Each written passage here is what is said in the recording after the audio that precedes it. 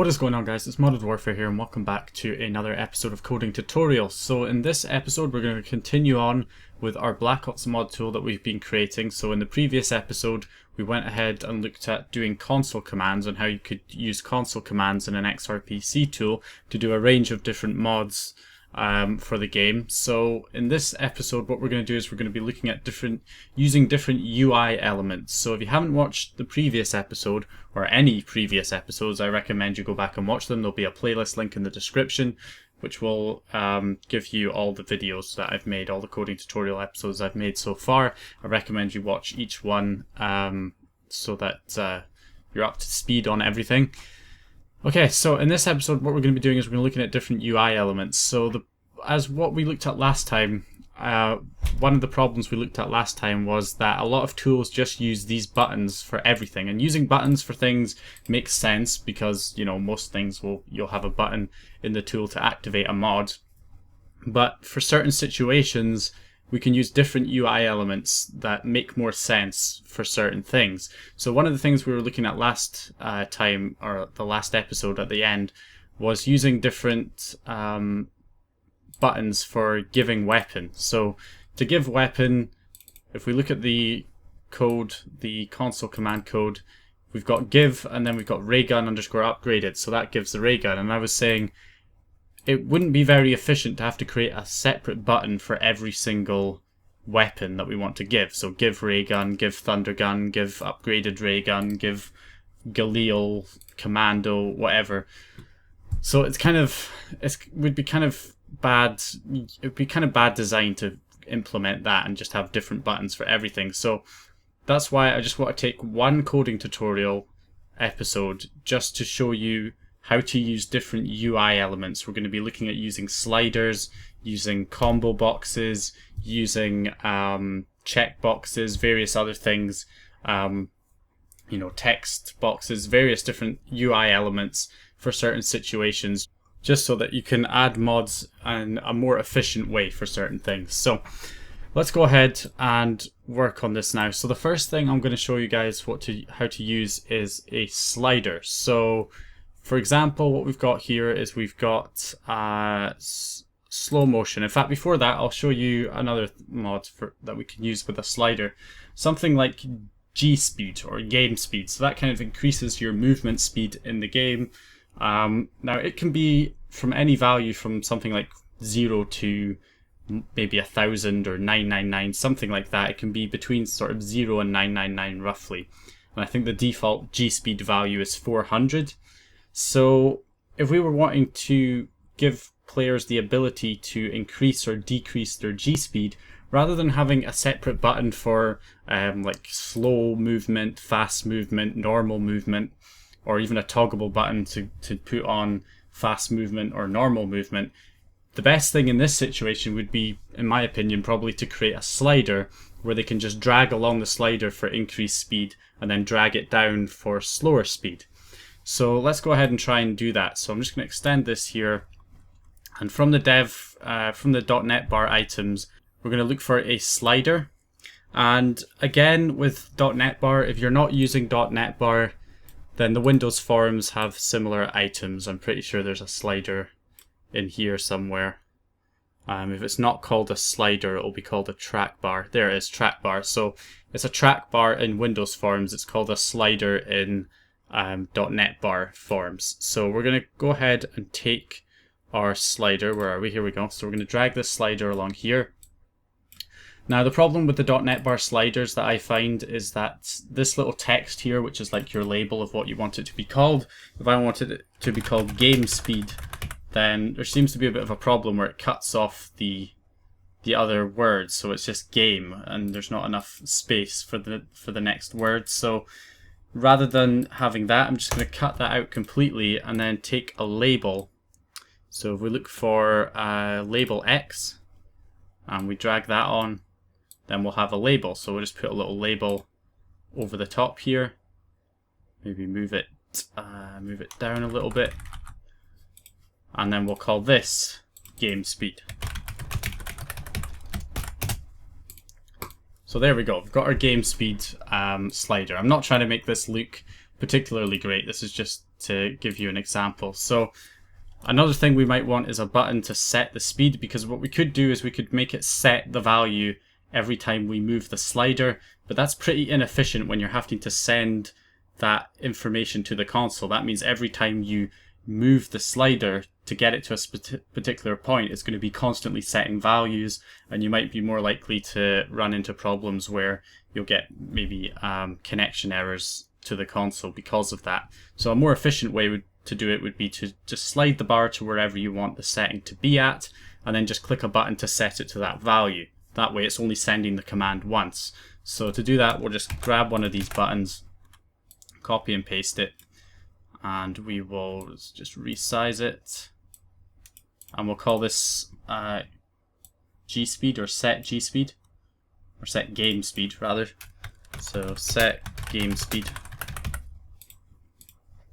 Okay, so let's call this set speed, and we'll call the slider something like G speed slider.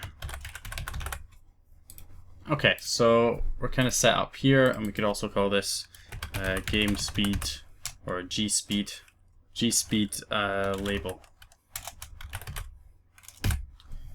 Okay, so let's go ahead and try to get this to work. So all we have to do is double click the button, that'll create our method for it.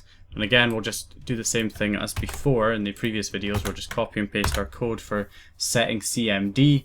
So in this case, we're going to do give game speed. So to do that, or not give game speed, we're going to set G speed. So the dvar for G speed, if we look up our dvar list here, I'm sure it will have G speed on here somewhere. I'm pretty sure it's just G underscore speed. So let me search for it. G underscore speed. Yeah, there it is. G underscore speed, that's player speed, and its default value is 400. So what we can do is we can do G underscore speed, and then if we were setting a static value for the button, we would set, like, say 999 for the fastest movement speed. Or we, of course, as we looked at before in the other video, we can also toggle it between different values like 999 and 400, which would turn it on and off each time you're clicking the button. So what we want to do is set the value to whatever value the slider is on.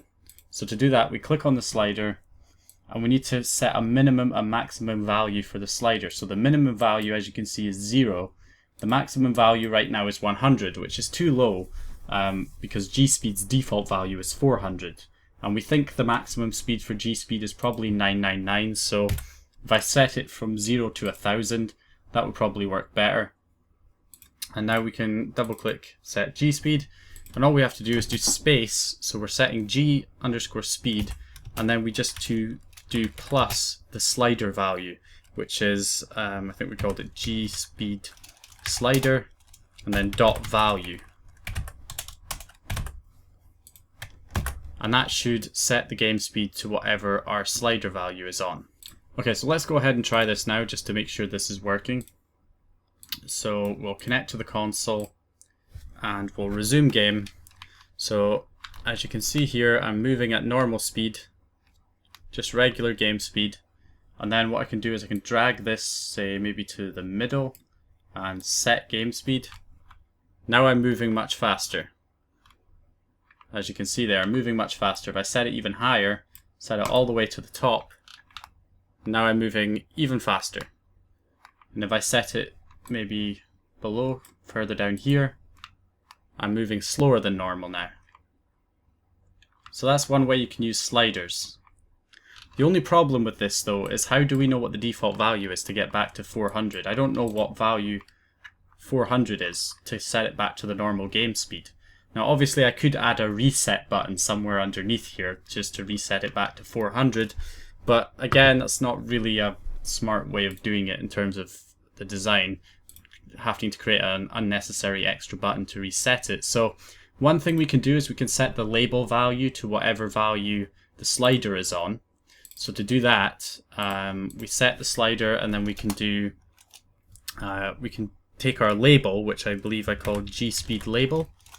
So we take G-Speed label dot text, which is the text of the label, and then we can say equals, and then we can say equals whatever it's normally on, which is game speed. So we copy this because we want it to still say game speed up here. So we're going to copy that, so it's going to equal game speed, but then we're going to do plus this gspeed value. Now if I do that, it will probably throw out an error. Nope, okay, it seems to be happy with that, fair enough. I would expect it to give an error here saying that it's not a string, but apparently it's happy with that. Okay, fair enough, let's try it. So we'll go ahead and run this, and once again we'll set this up. Click set game speed, 260, so our game speed set to 260, 366, 394, 408, which is roughly normal game speed. Normal game speed is 400. So now we can actually see the value as we're changing it and see what it's changing to. Again, there's a better way of doing this. So just to make it more clean in a way, what we can do is try and set the default value to 400 right in the middle. So you can see where this middle line is right here. We want that to be 400 because it kind of defaultly snaps to the middle. By design, it kind of snaps to the middle when you move the slider close to the middle point. If we have that middle point be 400 and we set the default value to 400, then that would be perfect. Because then when you slide the bar further down from the middle, that's slow motion or slow movement speed. If you go any higher than the middle, that's faster motion speed. And if you put it slap bang in the middle, that's normal speed, which would be just perfect. So in order to do that, what we want to do is, we know the default value is 400. So our max value needs to be double that, which would be 800.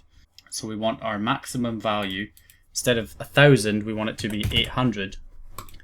And then what we want to do is we want to set our value right here to 400.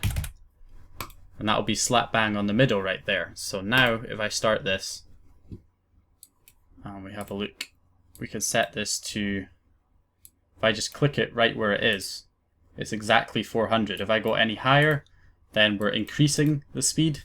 And if I move around, you can see I'm moving faster than normal. I can go all the way up to 800, which is pretty damn fast. And then if I want to go slower, I can move the bar below the middle point, and now I'm moving slower than normal speed. And even slower than normal speed. Bear in mind there's a 2 or 3 second delay on the capture card, which is why it doesn't appear like it's changing instantly. And there are 45, I'm practically waddling along there. And then if I want to set it back to the default speed, then all I have to do is put it to this middle marker here, and we're back pretty much on default speed. I thought it kind of snapped to the middle, but it doesn't really. But I mean, at least you still have a base value of this is roughly your normal game speed right here. Okay, so that is how we can use a slide bar for certain things. Another thing we can do with the slide bar, and I'll actually come back to it because it's a bit more complicated, showing you guys how to use floats with slide bars, because slide bars normally use integers, but you can use it for floats, which would be perfect for something like timescale, because timescale would be a perfect scenario again to use a slider for, because you have slow motion and fast motion, and then just the default timescale, which would be slap bang in the middle. So let's go ahead and put these in some group boxes, try and make it look a bit neater. So I'll create a little group panel here. I'll make this a little bit larger just to fit this on. So I'll stick this group panel on just to try and organize things a little bit. So with group panels, you've got a bunch of customization options on here too. You've got the style. If you open style and head to back color, we can set this to white.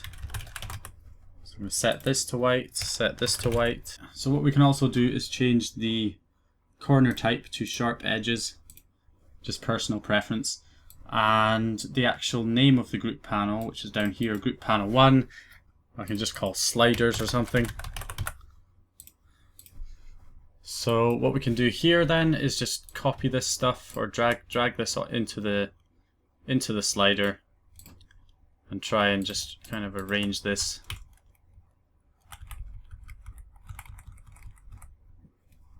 in here like this.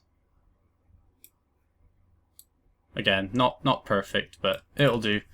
It'll do for now. So we've got sliders for that, and then I'll copy and paste this, remove this, maybe put all these buttons in one as well. Take all these buttons, we'll drag these in.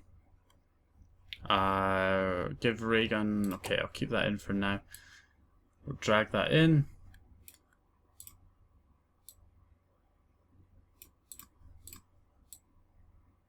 So we got another one. And this one will be called Basic Mods or something.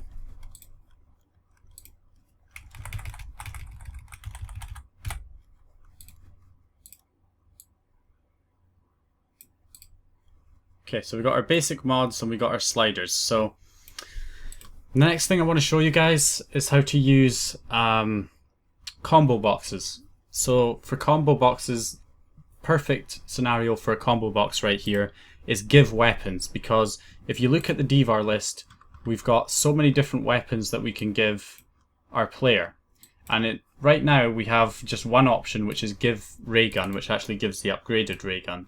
And it would be kind of a poor design to, you know, have this go all the way down here and across here and have different buttons for each gun to give each gun to your player. Rather than doing that, a better way of doing it, a more efficient way to do it, would be just to grab all of these and put them all inside a combo box, which would just be perfect if we could do that. If we put it all inside a combo box, then what we could have is like it's basically a combo box. If you don't know what that is, it's a drop down box basically. So you just click it and it will give you a big list of all the weapon names. You just click the one you want and then click a button to set it, and it will give that to your player. It's a much more efficient way of doing it. So let's go ahead and do that. So we don't need the give ray gun button anymore then if we're going to be doing this. So we can just go ahead and make that a bit neater. So we'll grab our slider group box, copy and paste that again. We'll have this separate group box for giving weapons. So we'll call this one give weapons. So we've got give weapons, and then in here we're going to have our combo box. So just for neatness, I guess we'll put it at the same width as this right here. So let's have a look. So combo box. Now I don't think the combo boxes in .NET Bar are very good for a specific reason that kind of pisses me off, which is that if we drag our combo box on here and we go to items, this is where you fill the combo box with different items. It's got this kind of design. Now I don't like this design because it means you have to manually copy and paste each one. So you'd have to like copy the first weapon in here, then create another one, and then put the next weapon in here, and then create another one and put the next weapon in. Really inefficient way of doing it. I'd rather just have a big list where I can just copy and paste all of them. So I think I'm just going to use a normal Windows one for this. So the Windows forms should have a combo box as well, which they do right here. So we drag this one on. Doesn't quite look as good, as neat, but I mean, it's going to save time using one of these ones, because if we go to items on this one, you can see it's just basically like a notepad where you can just paste everything in, which is much more efficient in my opinion. So we're going to call this weapon selector.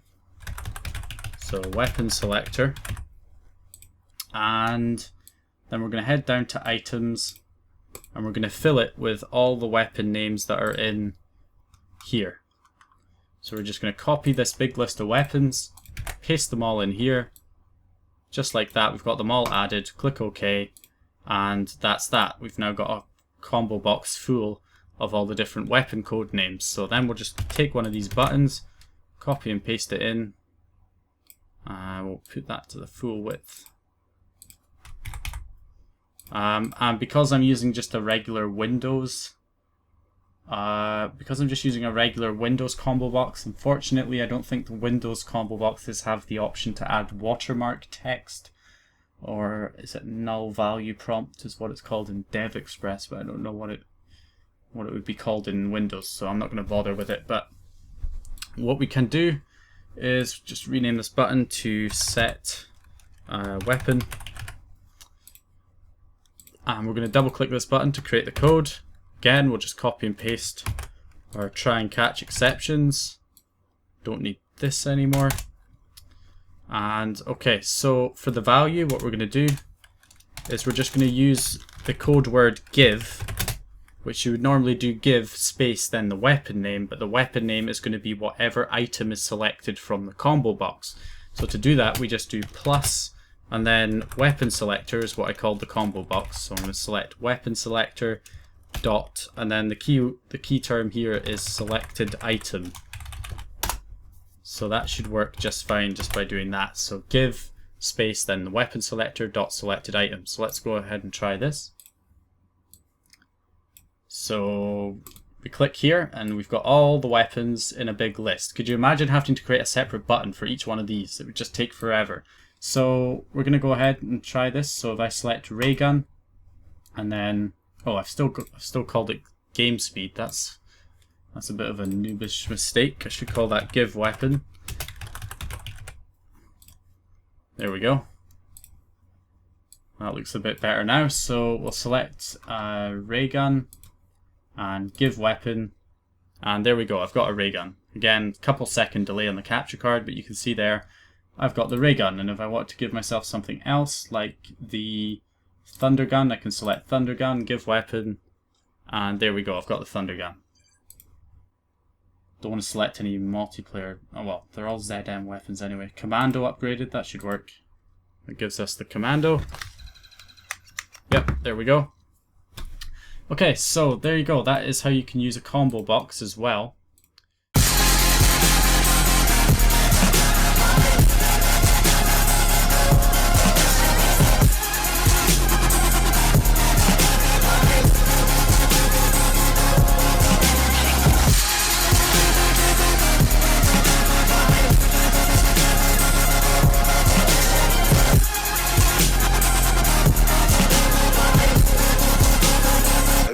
I'm shuffling.